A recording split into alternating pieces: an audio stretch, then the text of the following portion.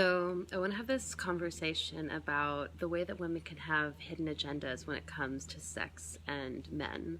And it was interesting because I finished up a retreat with 6 women, and me and the 2 other women two of the women who were helping to support the retreat are here cleaning up, and we were just having conversations about the different men that we're exploring intimacy with and connection. And I was talking about like the part in me that wants to, like, has hidden agendas when it comes to how I show up in my desire for men. Like, a pattern for me in my life, and something that I see in a lot of women, is that we think that if we go in through the channel of sex, that we can convince a man that he wants to be in relationship with us. That, we go in and there's this thing that we have a desire for something, but because we're unwilling to speak what the true desire is, it's safer to speak another desire that we feel like we can go in, and from that spoken desire, we can get the hidden desire met. So often it can be like, oh, like for me in college, like I thought, oh, if I have sex with a man, that means that he'll fall in love with me. So a lot of what I'm exploring right now in my intimacy with men is like, especially with this one man in particular, it's like, what if I just really looked at the pieces, exactly, Harry's saying hooky, playing hooky. So something that I'm doing is exploring the part in me that has hidden agendas when it comes to being truly honest about what I want. And I'm really playing around with, especially with this one man who I find to be emotionally unavailable, and yet I have a lot of I have a lot of desire for this person. And I feel like a lot of what we can do, and this is just all genders, is if we have attraction for a person, we can come up with this idea that the attraction always means the same thing. Like, oh, if I'm attracted to this person, it means that I want to be in a romantic, committed relationship with this person. But attraction could mean, oh, I want to be in a collaborative working relationship with this person. Oh, if I'm attracted to this person, it means that I want to fuck them. I want to have sex with them, but like they wouldn't actually make me happy in partnership. So one of the things that I'm exploring right now is like, what if I could really get clear on what my desire is for a person without like creating a whole story about like, oh, I'm attracted to them, that means that I want to be in a committed relationship with them and be with them for the rest of my life.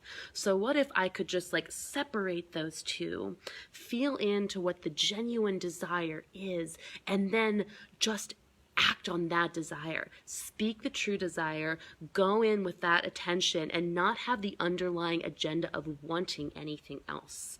And I feel like this is such a powerful thing, especially for women to be able to do going into relationship with men, because when we, let's say, like, and this is something for women in particular, that there's a lot of shame that women carry around asking for what we want.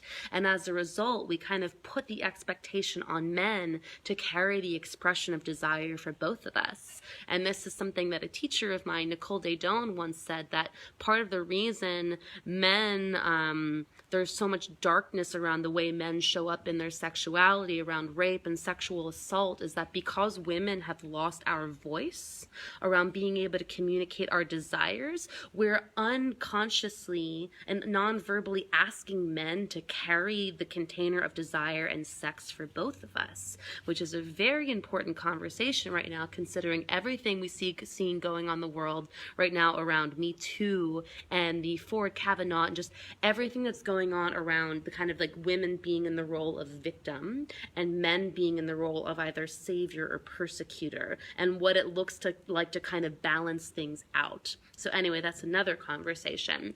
So I think it's really important for us as women to really get clear on where we're actually being manipulative. And by manipulative, I mean speaking one desire, but really having another desire hidden behind our back because we have shame for the fact that it exists, or we have fear that we're not going to get what we want.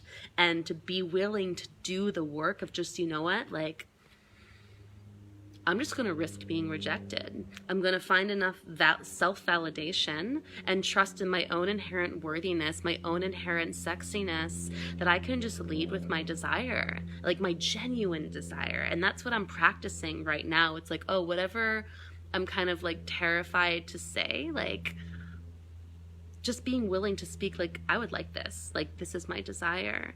And that's the practice that I'm doing right now. And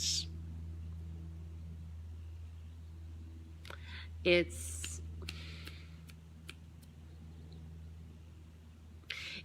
edgy because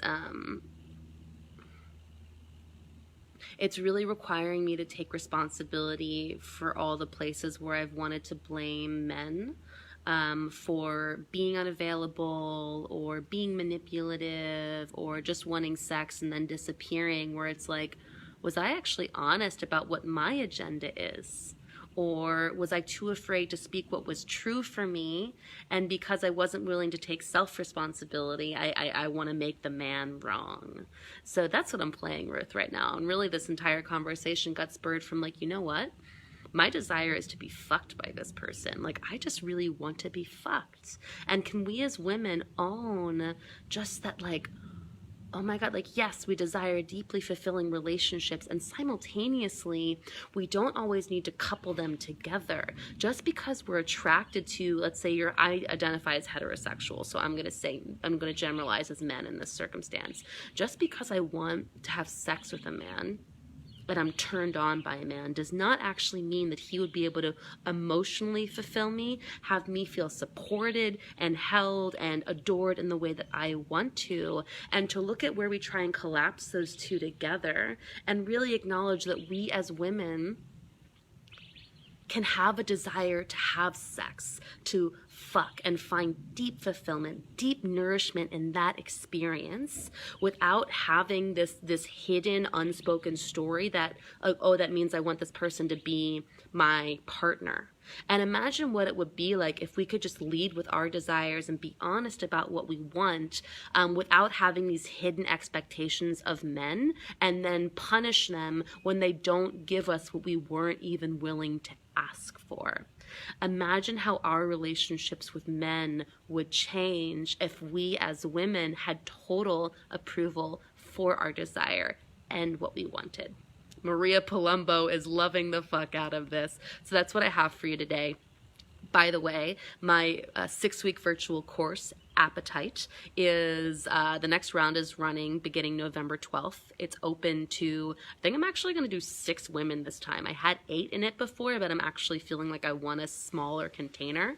And basically what this 6-week course is it's a container for women who really realize, like, wow, my relationship with men, my relationship with my own desire, and my approval or lack of approval for what I want is really impacting my ability to show up fully and freely in my life. And this 6-week course is kind of like an initial deep dive into really exploring the hidden beliefs and fears that keep us from being able to be honest about who we are, what we want, and actually magnetize what we desire into our reality, as opposed to feeling like we need to hide the depth of our desire, hide our power, and manipulate to get it, and then wind up causing a lot of damage along the way.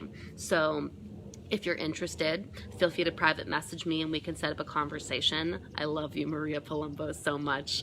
Yeah, that's what I got for y'all. Have a beautiful day. Let's keep having this conversation. Goodbye.